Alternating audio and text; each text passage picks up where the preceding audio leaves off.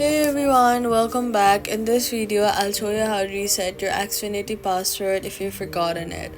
First, open the Xfinity app or go to the login page on the website. Then tap on Forgot Password or Trouble Signing In, or find your Xfinity ID option to start a new recovery process. Then enter your Xfinity ID email address or mobile number associated with your account.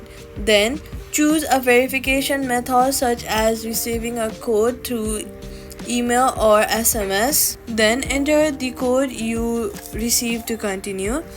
But first, you'll have to put in your email address or your phone number. Once you've done entering a number, enter the code you received to continue. It will pop up in your SMS. Once verified, you will be prompted to create a new password. Make sure it is strong, secure, and different from your previous passwords. After resetting your password, return to the login page and sign in using your credentials. That's how you fix the Xfinity password. If this guide helped you, do not forget to subscribe and turn on notifications